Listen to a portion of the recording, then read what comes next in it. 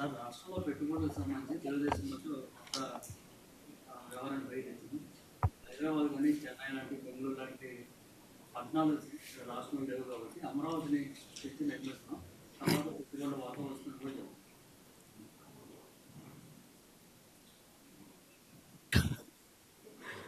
పెట్టుబడులు రావాలి అని అంటే రాష్ట్రం గురించి నువ్వు గొప్పగా చెప్పడం మొదలుపెట్టాలి. నువ్వంతటి నువ్వే ఎక్కడ పడితే అక్కడ రాష్ట్రంలో లేని పరిస్థితులను ఉన్నట్టుగా నువ్వంతకు నువ్వే రాష్ట్రం గురించి నెగిటివ్గా చెప్పడం మొదలు పెడితే ఏ రకంగా కాన్ఫిడెన్స్ ఇస్తావు? డావోస్ దగ్గర నుంచి నీతి ఆయోగ్ దాకా ఈయన స్టేట్మెంట్లు ఏ ఇన్నా చూడండి, రాష్ట్రంలో లేని పరిస్థితులు ఉన్నట్టుగా ఈయనంతటి ఈయనే ఇంప్రెషన్ ఇస్తూ, ప్లస్ పరిశ్రమలను అట్రాక్ట్ చేసే విధంగా ఈయన ఏ చర్య తీసుకుంటా ఉన్నాడు? జిందాలో వస్తే వాళ్ళ మీద కేసులు పెడతా ఉన్నాడు, భయపడిస్తూ ఉన్నాడు, వాళ్ళని భయభ్రాంతులను చేసి పంపించినాడు. వాళ్ళు 10 మందికి చెప్పరా? జిందాల్ లాంటి వానికి ఈ పరిస్థితి ఉంటే వాడు 10 మందికి వాళ్ళు 10 మందికి చెప్పరా వాళ్ళు రాష్ట్రంలో ఏ రకమైన పరిపాలన చేసినారు, చంద్రబాబు నాయుడు అనే వ్యక్తి ఎలాంటి వాడు అని? మళ్ళీ అలాంటి భయానక వాతావరణం రాష్ట్రంలో ఉన్నప్పుడు ఏ పరిశ్రమలైనా ఎందుకు వస్తాయి?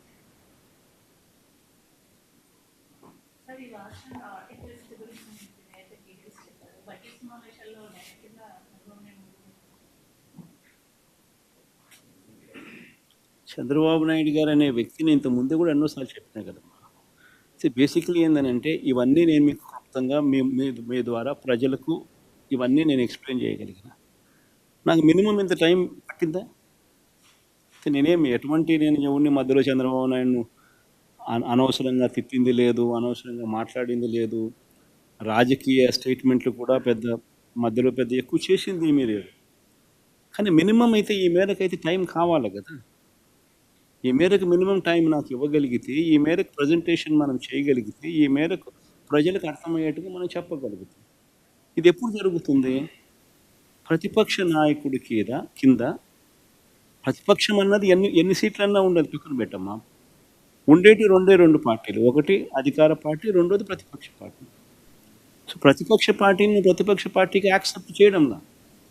ఎందుకంటే యాక్సెప్ట్ చేస్తే ప్రతిపక్ష పార్టీకి ఒక నాయకుడు అనేవాడు ఉంటాడు కాబట్టి ఆయన ప్రతిపక్ష నాయకుడిగా యాక్సెప్ట్ చేయాల్సి వస్తుంది.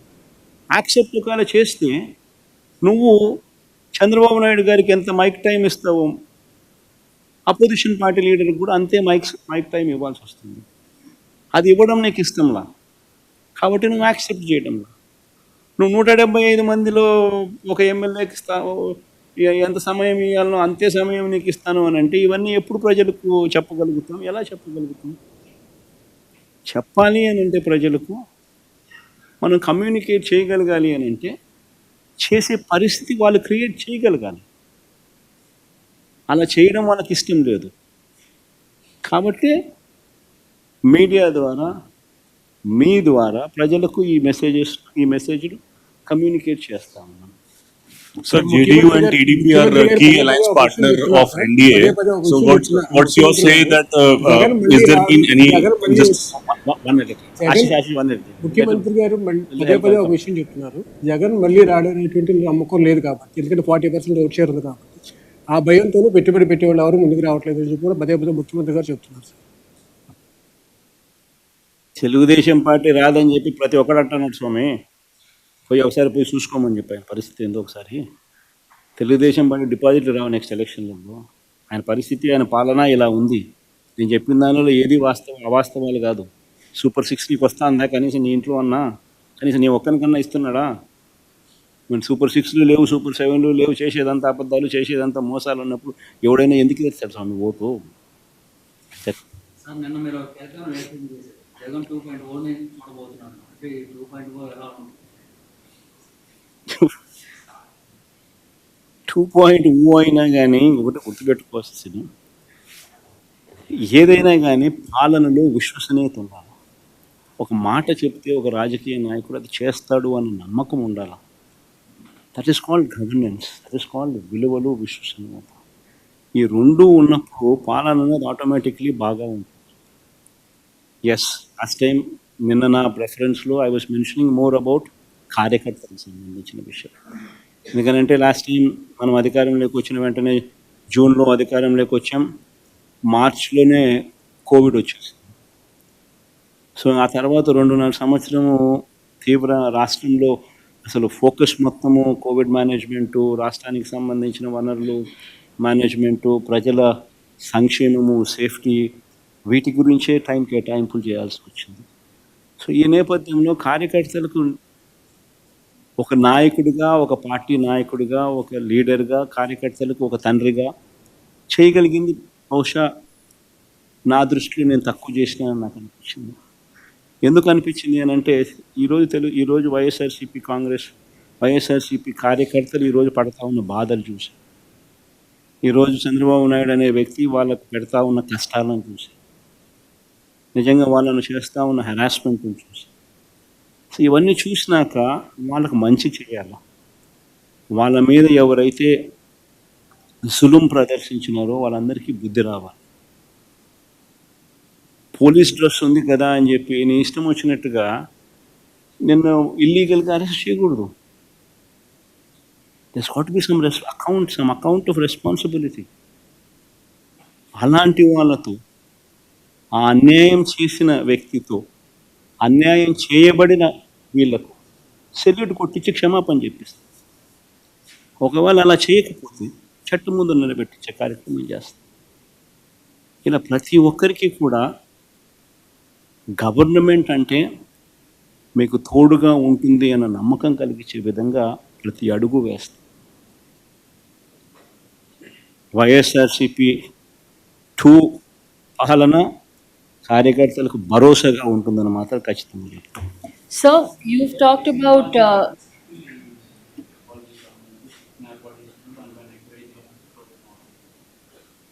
అసలు ఆశ్చర్యకరమైన విషయం ఇది. నేను నిన్న ఈనాడు పేపర్లో రాస్తే ఐటమ్స్ చూసిన నాకు నిజంగా ఆశ్చర్యం అనిపించింది. ఒక మనిషిని ఏ రకంగా ఇరికిచ్చాలని తాపత్రయపడతా ఉన్నాను.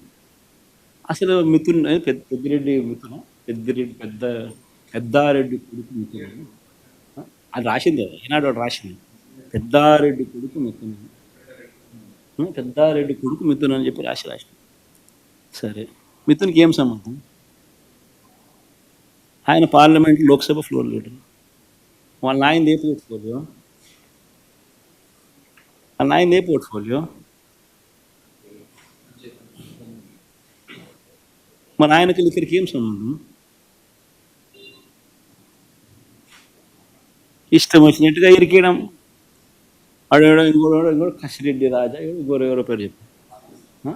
ఈనాడు రాసి ఎవడైనా ఆయనకు ఏం సంబంధం? మద్యానికి ఏం సంబంధం? అంటే ఎవడో ఒక ఆశీస్సు ఉండదు, పట్టుకోవడం రావడం, ఆశీస్సు ఇరికించడం, తీసుకోవడం, పెట్టడం, ఆశీష్ పేరు ఇంకోటి ఎవరితో చెప్పించడం, ఆశీష్ పేరుతో ఇంకొకరు రామచంద్రాడి పేరు, వెంకటరాముడి పేరు, సురేష్ పేరు చెప్పించడం. ఎన్ని కేసుల్లో నిలబడతాయి ఎన్ని? అసలు ఎవడైనా కానీ డబ్బు ఎందుకు ఇస్తాడు? ఫస్ట్ ఫండమెంటల్ క్వశ్చన్ ఆలోచన చేయాల్సింది. అందరూ ఆలోచన చేయండి. డబ్బు ఎవడైనా ఎందుకు ఇస్తాడు? అయ్యే రేట్లే కదా చంద్రబాబు నాయుడు హయాంలో ఉన్నది. సేమ్ బేసిక్ రేట్లే కదా ఇంకా మన హయాంలో బేసిక్ రేట్లకు సేమ్ పెట్టి ట్యాక్సులు పెంచినాం. బేసిక్ రేట్ అదే కదా చంద్రబాబు నాయుడుకి ఇచ్చినాడు. వల్ల ఈనాడు రాస్తాడా చంద్రబాబు నాయుడు తీసుకున్నాడని? మరి చంద్రబాబు నాయుడుకి ఇచ్చినప్పుడు ఇంకోరికి ఎందుకు ఇస్తారు? ఇంకా మన హయాంలో వాల్యూమ్స్ తగ్గినాయి, రేట్లు షాక్ కొట్టే విధంగా ట్యాక్సులు పెంచినాయి. సో ట్యాక్సులు పెంచి బేసిక్ రేట్ అట్టే ఉంచి వాల్యూమ్స్ తగ్గేట్టుగా చేసిన వాళ్ళకి ఇస్తారా? అది చంద్రబాబు నాయుడు గారి హయాం మాదిరిగా వాల్యూమ్స్ పెంచినోనికి, చంద్రబాబు నాయుడు హయాంలో రేట్లు కూడా పెంచినాడు, రేట్లు పెంచినోనికి బేసిక్ రేట్లు కూడా పెంచినాడు. చంద్రబాబు నాయుడుకి ఇస్తారు, వాళ్ళకి ఇస్తారా? This basic fundamental question. 2,73,000 కోట్లు బటన్ నొక్కి లంచాలు లేకుండా, వివక్ష లేకుండా డిస్పర్స్ చేసిన ప్రభుత్వం వైఎస్ఆర్సీపీ. అంత గొప్పగా మా ప్రభుత్వం గురించి చెప్తాం. చంద్రబాబు నాయుడు ఎందుకు చేయలేకపోతా ఉన్నాడు? ఎందుకు బటన్ నొక్కలేకపోతా ఉన్నాడు? ఎందుకంటే బటన్ నొక్కితే ఏం రాదు కాబట్టి. అందుకే నేను బటన్ నొక్కలేకపోతున్నాను. డబ్బు మీద వ్యామోహం లేదు కాబట్టి, పేరు మీద కాంక్ష ఉంది కాబట్టి, చరిత్రలో నిలబడిపోవాలన్న తపన ఉంది కాబట్టి, ప్రతి ఇంట్లో నా ఫోటో ఉండాలన్న ఆరాటం ఉంది కాబట్టి 2,73,000 కోట్ల రూపాయలు బటన్ నొక్కిన డీబీటీ. లంచం లేని పాలన ఎక్కడైనా జరిగింది అంటే వైఎస్ఆర్సీపీ ప్రభుత్వ హయాంలో అని చెప్పి గర్వంగా గొప్పగా కూడా చెప్పగలుగుతాం. సార్ రాజ్యసభ సభ్యులు ఒక్కొక్కగా బయటకు వెళ్తున్నారు. రీసెంట్గా విజయ్ డైరెక్టర్ అంటే మిగతా రాజకీయ పార్టీలు కూడా వెళ్తారని ప్రచారం ఆ విషయంలో ఏం చేస్తారు? బేసిక్లీ ఒకటి గుర్తుపెట్టుకోవాలి,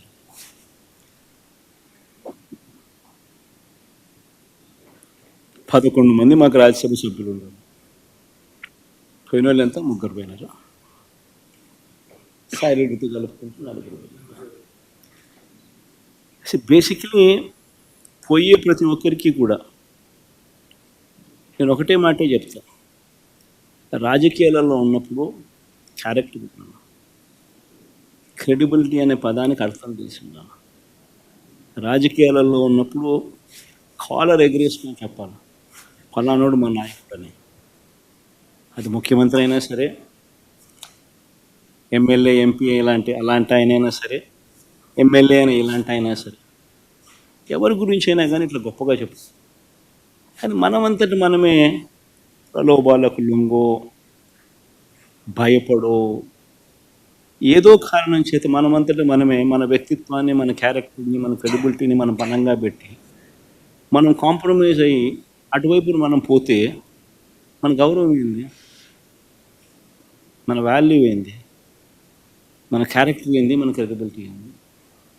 ఇది ప్రతి ఒక్కరూ రాజకీయాల్లో ఉన్నప్పుడు ఆలోచన చేసుకోవాలి. ఈ కష్టం అనేది ఎల్లకాలం ఉండదు. డెమోక్రసీ అంటేనే 5 years, మ్యాక్సిమం నీకున్న కష్టకాలం 5 years. 5 years if you can just hold on, then your time will come. One should always have the patience, always have the character and credibility within ourselves to stand up. అది సాయిరెడ్డికైనా అంతే, పోయిన 3 ఎంపీలకైనా అంతే. ఒకవేళ నువ్వు చెప్తా అన్నట్టు ఇంకా ఒకడో అరో ఇంకా పోయే కార్యక్రమం జరిగితే వాళ్ళకైనా ఇంతే. ఒకటి చెప్తా ఉన్నా, వైఎస్ఆర్సీపీ ఈరోజు ఉంది అని అంటే అది వీళ్ళందరి వల్ల లేదు. వైఎస్ఆర్సీపీ ఈరోజు ఉంది అని అంటే దేవుడి దయ, ప్రజల ఆశీస్సుల వల్ల వైఎస్ఆర్సీపీ ఈరోజు ఉంది. ఒక లీడర్గా మనం ప్రవర్తించే తీరు తలెత్తుకునే విధంగా ఉండేట్టుగా ఎప్పటికీ ఉంటే ప్రజలు ఎప్పుడూ ఆశీర్వదిస్తారు. అసెంబ్లీ సమావేశాలు ఈసారి కూడా బహిష్కరిస్తున్నారు. అసెంబ్లీ సమావేశాలు అన్నది మనం బహిష్కరిస్తున్నామనే దానికన్నా you should ask the speaker why is he not responding to the court. స్పీకర్ని అడగాలి. వాళ్ళు హోదా ఇవ్వకపోతే ప్రతిపక్ష హోదా కోర్టు సమన్స్ ఇచ్చింది, కోర్టు స్పీకర్ను రెస్పాండ్ కమ్మని చెప్పింది. ఎందుకు రెస్పాండ్ కాదమ్మా? రెస్పాండ్ అయినారు అని అంటే సమాధానం చెప్పాలి కదా. సమాధానం నువ్వు చెప్పాల్సి వస్తుంది, ఇవ్వాల్సి వస్తుంది. కనీసం మీ ఎమ్మెల్యేలు అయినా వెళ్ళి స్పీకర్ ఇదే క్వశ్చన్ అడగచ్చు కదా మీరు. ఒకటి గుర్తుపెట్టుకోవాల్సింది, మనం ప్రతిపక్షంలో ఉన్నాం. మన డ్యూటీ ఏంది? ప్రజలకు మెసేజ్ కమ్యూనికేట్ చేయడం. నీ ద్వారా కమ్యూనికేట్ చేసినా ఈ మాదిరిగా సిన్సియర్గా, ఈ మాదిరిగా ఫ్యాక్ట్స్ అన్నీ చెప్తూ, ఈ మాదిరిగా ప్రజెంటేషన్ చేస్తూ ప్రజలకు సత్యాలు చెప్పడం మోస్ట్ ఇంపార్టెంట్ థింగ్. ఇప్పుడు ఇవన్నీ లైవ్ టెలికాస్ట్ జరుగుతూ ఉన్నాయి. సమాధానం చెప్పండి వాళ్ళను. That is what people want. నువ్వు నేను ఎదురుగా గుద్దుకోవాల్సిన పనులా, కొట్టుకోవాల్సిన పనులా, కుస్తీ పడాల్సిన పనులా, ఎదురుగా ఉండాల్సిన పనులా నేను నీకు చెప్పినా? నువ్వు చెప్పు, సమాధానం చెప్పు. వాళ్ళు వీటి మీద మాట్లాడట్లేదు.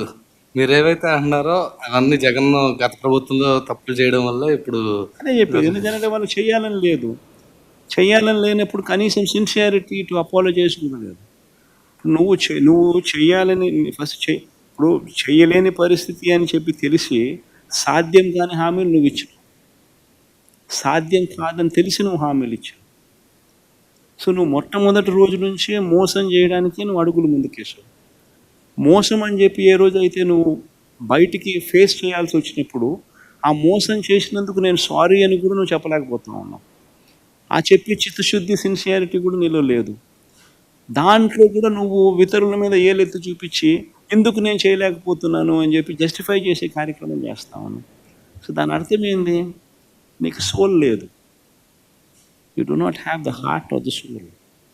What is very important for a politician. రాజకీయ నాయకుడికి మంచి మనసు ఉండాలి. మంచి మనసు ఉంటే ప్రజలు బాగుపడతారు. అసెంబ్లీకి రాకపోతే